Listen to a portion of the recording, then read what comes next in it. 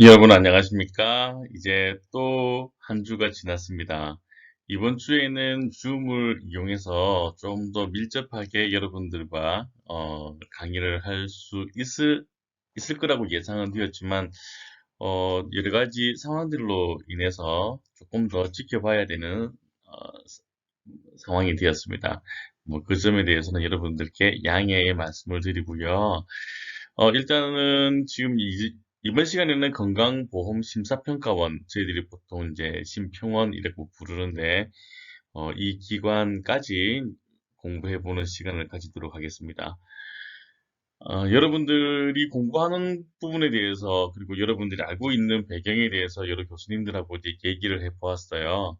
뭐, 지난 시간에도 얘기해보았지만, 건강보험론에서 여러분들이 얼마만큼 알아야 될 것인지에 대해서 고민을 계속 하기도 하고, 여러 가지 뭐, 교수님들과 말씀도 나누고 해보았는데, 어, 일단 제 시간에는 지식적인 부분들, 여러분들께서 기본적으로 필요한 부분들도 있긴 하겠지만, 실제적으로 우리가 강의를 하기 시작할 때는 여러 논쟁거리에 대해서 어떤 식으로 합의를 하는지 또, 강의 시간에 질 수 있도록 노력할 겁니다. 예를 들면, 음, 현재 그 건강보험심사평가원이 나오기까지의 우리나라 1년에 1963년 이후부터의 그 과정들이 순탄한 과정을 지내지 않았어요.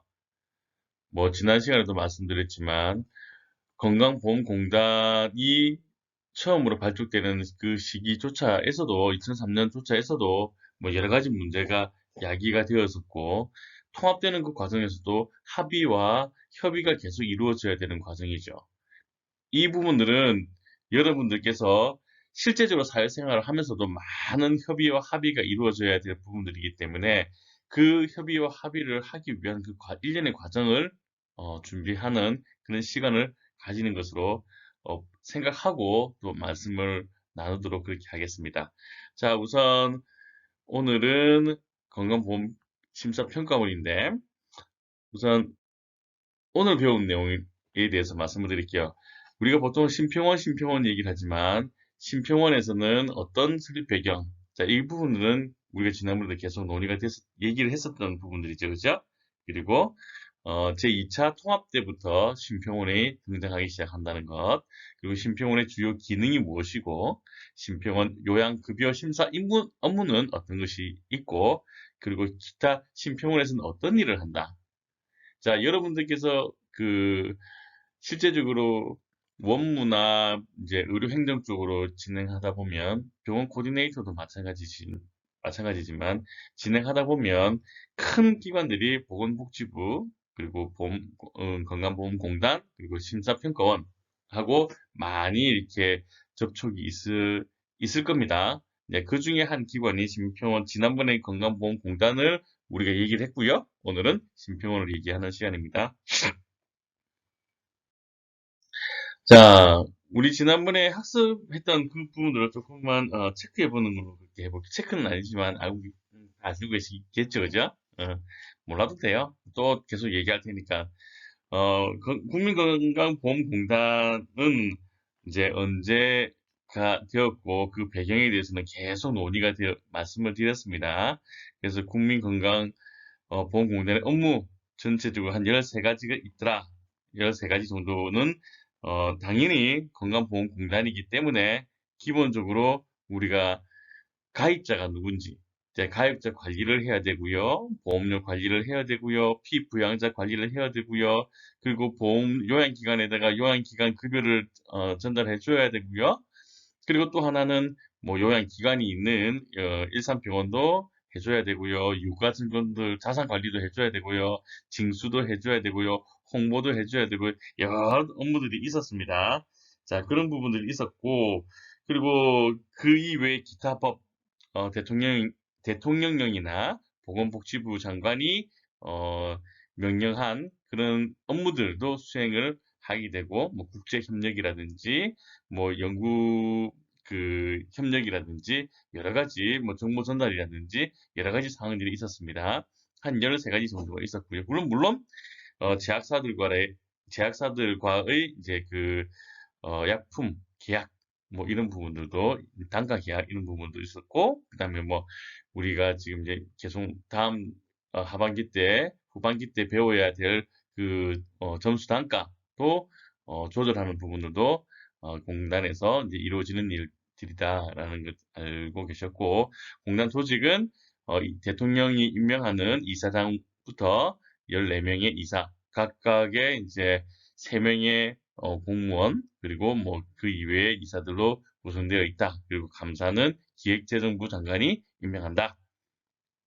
가입자는 전 국민을 대상으로 한다. 하지만 공단에 가입을 하는 사람은 실제적으로 지역 가입자, 직장 가입자 그 이외에 제외 대상 의료 급여 환자들이라고 얘기를 했습니다. 그런 환자들이 있다. 뭐 그리고 가입자의 종류에서는 이제 피보험자, 방금 말씀드렸던 직장 가입자, 그리고 지역 가입자, 그리고 그 이외의 피부양자는 뭐 직계 좀비 속이라든지 배우자라든지 형제자매, 형제자매는 언제 30세 미만, 65세 이상만 피부양자로 된다. 뭐 이런 얘기를 들었었죠. 그리고 그러는 동안 요 책자가 하나가 왔어요. 지금 이제 보시겠지만 건강보험이라는 이 책자가 이렇게 표지 모델로 되어 있고요. 자, 이 건강보험이라는 책자가 있는데 이 부분을 왜 말씀을 드리냐면 건강보험공단에서는 교육, 홍보 활동도 한다는 말씀을 이제 드리는 거죠. 기사 내용들은 여러 가지예요. 만성질환 가이드, 만성질환 가이드에 대한 예방 업무부터 시작을 해서 여러 가지 공단에서 하는 일들은 어떻게 하고 있다, 공단에서 코로나에서 어떤 식으로 하고 있다라는 부분들까지도 좀 얘기를 하고 있는데 이번의 기사가 조금 재밌는 거는 어떤 기사냐면 코로나에 대한 이제 상식적인 내용들이 이제 나와 있어요. 뭐 한 가지만 말씀을 드리자면 코로나19에 대한 궁금증 이렇게 나와 있는데 그 중에서 음, 코로나19 외래 진단 검사는 무조건 건강보험 혜택을 받습니까? 라는 부분의 질문이에요. 그래서 답변이 뭐냐면 확진 환자, 의사 환자 및 조사 대상 유증상자로 보건소에 신고된 자에 한해서 어, 건강보험 혜택 그냥 공짜로 받는 거죠. 근데 내가 스스로 의심이 생겨서 몸이 좀 그래서 선별진료소에 간다? 그거는 본인 부담이 된다. 뭐 대충 이런 내용들이 있습니다. 이 책자는 방금 말씀드린 것은 공단의 업무의 홍보의 업무 중에 하나다. 자, 앞서 심평원 홍보 가이드에서 얘기했던 것처럼 몇 가지 사항들이 있는데, 어, 최근에 이렇게 보면서 우리나라만큼 건강보험 또는 국민의 건강 상황에 대해서 아주 세분화하고 또 세세하게 나와 있는 이 빅데이터는 전 세계적으로도 드문 케이스일 겁니다. 어, 일단 전 국민이 가입을 했고요. 그리고 전 국민이 대상이고요. 그리고 아주 민감한 개인정보이라고 할 수 있는 개인의 의료정보가 다 세분화돼서 되어 있는 빅데이터는 다른 나라에서는 참 찾아보기 힘든 경우이죠. 그래서 이 빅데이터에 대해서 굉장히 많은 컨설팅 회사 외에 외국의 컨설팅 회사나 이런 쪽에서 많은 관심을 가지고 있고 특히 제약사 이쪽에서도 많은 관심을 가지고 있죠. 더더군다나 이번에 코로나19 사태에 의하면 어, 일부 사태에서도 지금 현재 사태라고 지금 표현을 할 수가 있는데요. 이 상황에서 전 세계적으로 우리가 비교를 해보아도 알 수 있듯이 상당히 우리나라의 보험 제도가 다른 나라에 비해서는 조금 체계적이다, 또 구분이 되어진다, 또 이렇게 아주 조금 더 신속하고 기동력이 있다라는 것들이 이제 확연하게 알게 되었던 사실도 이제 있습니다. 그래서 이 제도에 대해서 조금 더 자긍심을 가질 수 있는 계기가 되었으면 좋겠고요. 이 부분들은 지금 이제 계속 말씀드리고 있는 상황이긴 하지만, 어, 얼마 전에 지금 그 정치권에서도 이 논란이 조금 되어서 이슈가 되었던 부분들이 있습니다. 어, 현재 우리 전 국민들이 이렇게 건강보험 혜택을 받고 있는 상황의 가장 기본적인 틀이 누구로부터 시작이 되었느냐는 이제 논리들이 계속되어 있었죠. 뭐 여러 가지 설왕설래가 있습니다만은 뭐 팩트만 얘기를 하자면 1963년도에 우리나라 사회보장이 시작되었다고 얘기를 하니까 어, 아무래도 그 박정희 대통령 정권 하에서 당연히 그거는 필수 불가결하게 나왔던 상황들이었고 1977년 여기서 지금 이제 얘기했던 부분이 뭐냐면 500인 인상의 의무 가입, 직장 의무 가입을 했었던 1977년이었죠. 그죠? 1977년도에부터 시작이 되었다라고 이렇게 얘기를 하면서 의료보험 제도가 건강보험 제도가 박정희 대통령 시대 때부터 되었다라고 이렇게 얘기를 드리는데 뭐 해석의 여지는 있지만 여러 가지 뭐 그런 상황들이 뭐 팩트만 얘기하자면 뭐 틀리지도 않은 얘기입니다. 하지만 현재의 제도에서 서두에 제가 말씀드렸다시피 가장 중요했던 사항들은 뭐냐면 협의와 합의와 계속 논쟁과 이런 부분들이 해결되고 했던 부분들이죠. 지난번에도 말씀드렸다시피 우리가 지금 현재 그 건강보험공단이 이미 재정적으로도 완전히 통합을 이루어진 시기가 2003년 정도밖에 안 되었습니다. 그리고 이 심사평가원이 본격적으로 제도적으로 등장을 했던 시기가 2000년도였죠. 그죠? 그리고 자 보시면 여러 가지 상황들이 있는데 우리나라 1989년 자 이쪽에는 비로소 전 국민 의료보험 시대가 열었다고 얘기를 했죠. 그죠? 지역들, 그러니까 도시, 농어촌 다 이렇게 지역까지 다 합쳐서 이미 직장, 그다음에 공무원, 사립 교직원 조합, 그리고 농어촌 그리고 도시까지 합쳐서 지역 가입자까지 전 국민 의료보험 시대가 열었고요.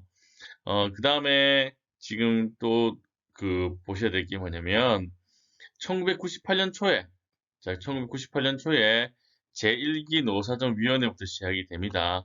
자, 그렇게 진행되는 것이 쭉 진행되다가 아까 말씀드린 것처럼 지역하고 직장하고 공무원하고 막 이렇게 그 조합들이 통합되는 그 시기들이 있었다고 그랬죠. 2000년 7월 1일 건강보험 심사 평가원이 출범하게 됩니다. 자, 2000년 7월 1일은 제2차 통합 시기라고 얘기를 했죠. 제2차 통합 시기는 독립채산제 형태로 지역 가입자, 공무원 노조, 그리고 직장 가입자가 이렇게 합쳐지는 상황이 되는 겁니다. 설립 배경은 이 이유가 뭐냐면 제일 중요한 것은 건강보험심사평가원이 왜 등장했느냐. 객관성, 그리고 전문성, 그리고 제일 중요한 공정성. 이 공정성을 확립하기 위해서입니다.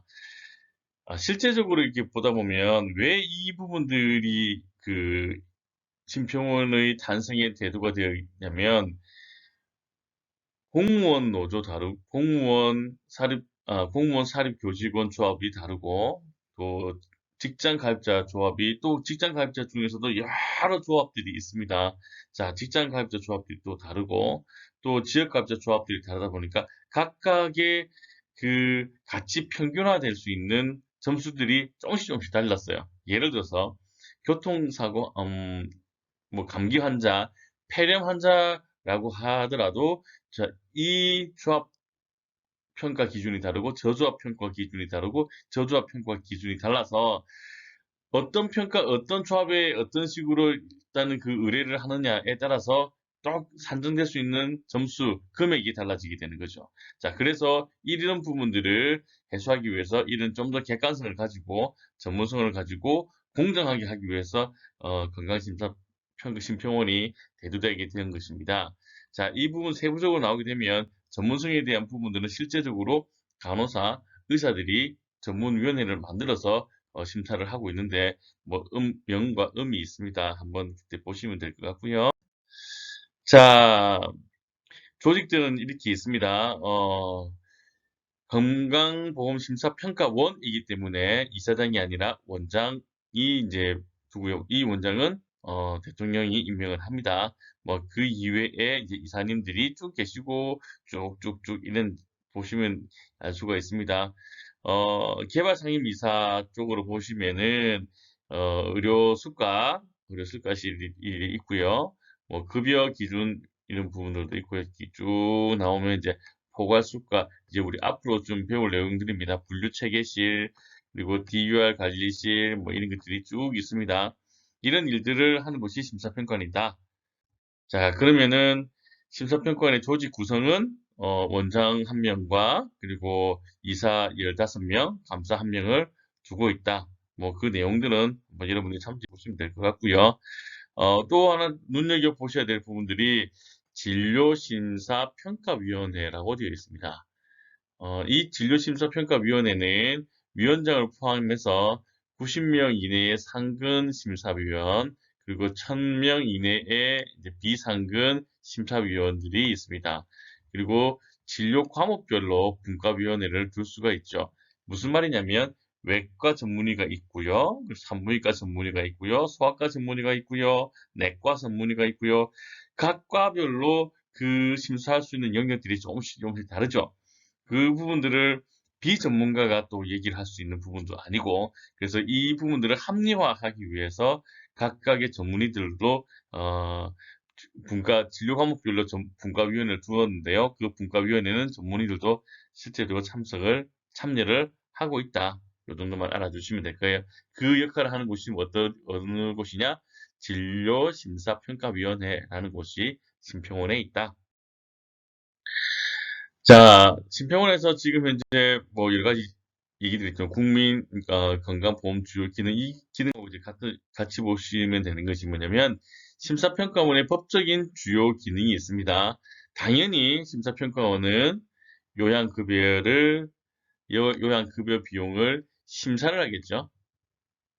자, 요양급여 비용이 심사를 한다.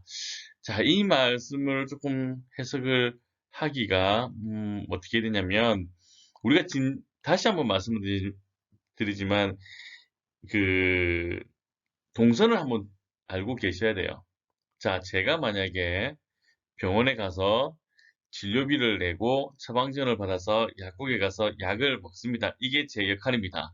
자, 그러면 병원에서는 어떻게 하느냐면 제가 진료를 받았기 때문에 환자 부담금을 받고요. 그리고 나머지에 당연히 직장 가입자이기 때문에 건강보험공단에서 돈을 받아야 되겠죠. 그죠? 자, 그러면은 얼마나 돈을 받아야 되는지를 어, 심사평가원에 그 자료를 제공을 합니다. 평가를 해달라고. 그러면 저는 뭐 감기 뭐 어떤 이런 약으로 했기 때문에 요 약은 이 사람한테는 뭐 이만큼의 금액을 요양급여를 지급하는 게 맞습니다라고 심평원에서는 요양병원하고 건강보험공단에 결과를 알려줍니다. 그러면 그 결과를 받고 공단에서 심평을 해서 이런 내용을 받았기 때문에 그만큼 요양급여를 병원으로 지급을 하게 됩니다.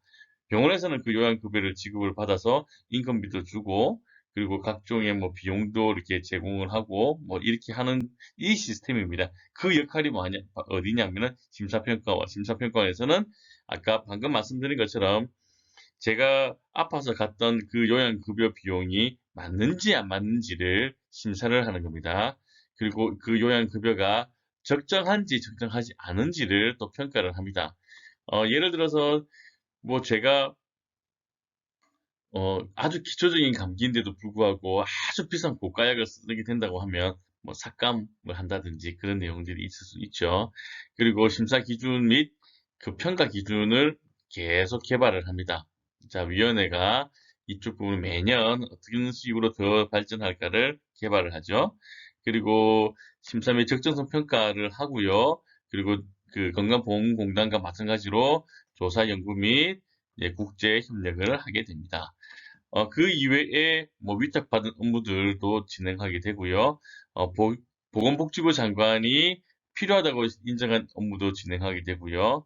그리고 그 이외에 대통령령으로 정하는 업무를 하게 되는데 대통령령으로 하는 업무는 어떤지를 한번 보겠습니다. 요양급여 청구, 심사 청구와 관련된 소프트웨어. 자, 소프트웨어를 개발을 하고, 그리고 그거를 공급을 하고, 그리고 검사를 하고, 전산 관리를 한다. 자, 방금 조금 전에도 말씀드렸지만, 우리나라의 가장 큰 빅데이터 중에 하나가 바로 이 심평원에 있는 빅데이터가 아닌가 하고 말씀을 드렸는데, 바로 이런 일련에 있는 부분들이 어떤 식으로 조금 더 동선을 하고, 어떤 식으로 데이터를 만들고, 평가를 어떤 식으로 하고, 이런 부분들이 다 전산화되어 있죠. 그리고 보건복지부 령으로 정하는 요양비에 대한 심사, 그리고 적정성 평가에 대한 결과 공개, 그리고 환자 분류 체계 개발, 관리, 그리고 업무와 관련된 교육과 홍보, 건강보험공단에서 하는 것처럼 심평원에서도 이렇게 책자가 이제 안내가 됩니다. 이런 부분들을 보시면 아시겠지만 심평원에서도 다 기본적인 관리 역할들을 다 하고 있다. 간단히 끝내려고 했는데 이야기가 너무 많아졌어요. 어, 이번 시간에 얘기해야 될 얘기가 또 따로 있는데, 자, 심평원의 위치를 한번 볼게요. 심평원의 위치는 바로 중간에 이렇게 심사평가원의 평가를 하는 곳입니다. 자, 제일 처음에 보험 가입자, 국민들이 있죠. 국민들이 어디를 갑니까?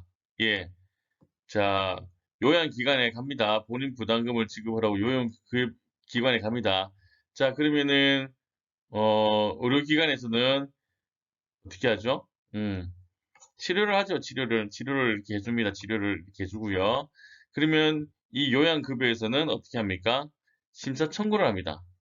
심사 청구를 하게 되죠. 자, 심사 청구를 해서 그 급여 내용이 맞는지 안 맞는지를 확인을 해달라고 얘기를 합니다. 그렇게 되면 심평원에서는 그 결과를 예, 맞아요, 아니면 틀려요 하고 결과 통보를 요양기관에도 하게 되고요. 그리고 건강보험공단에도 하게 됩니다. 그러면 심사 결과를 통보를 하죠. 그러면 심사 결과 통보를 되게 되면, 어, 보험공단에서는 밑으로 진료비 비용을 지급을 합니다. 누구에게? 쭉 갈게요. 쭉 갈게요. 예, 이 요양기관 병원에게 진료비 비용을 지급을 하게 됩니다. 그러면 가입자는 심평원하고 무슨 관계가 있느냐? 내 진료비가 맞아요, 안 맞아요를 바로 확인을 할 수가 있습니다. 의료 정보를 바로 제공을 하는 수가 있고요. 심평원에서는 이 역할을 하는 것이 바로 일련의 공단과 그리고 심사평가원과 저와 병원의 이런 관계 지속도라고 보시면 됩니다. 보건복지부는 뭐 하느냐? 자, 여기에 대한 급여 정책이나 급여 기준 업무를 하게 되는 거죠. 정책을 정하는 거죠. 이거는 복지부 단독으로 하는 것이 아니라 근무자들하고 관련자들하고 이렇게 다 협의를 하게 되는 겁니다. 자, 요양급여 심사 업무. 자, 요양급여를 심사를 한다. 요양급여 비용을 심사를 한다고 합니다. 자, 어떤 내용인지 한번 볼까요? 어, 제가 조금 전에 설명했다시피 환자를 진료하고 그리고 청구한 요양급여 비용이 맞는지 안 맞는지 약학적으로 타당한지 안 타당한지를 비용 효과적인 방법으로 확인을 하고 요양급여 비용 산정 기준에 따라 객관적이고 공정하게 검토 확인을 해서 어, 요양기관에 지급을 할 수 있도록 공단에 그 내용을 주게 되어 있습니다. 자, 다음 슬라이드를 보면 이 부분들은 요양급여를 심사를 하는 부분들이 건강심평원의 역할인데요. 심평원의 역할들이 또 어디까지 볼 수 있는지를 한번 확인해 보실 수가 있어요.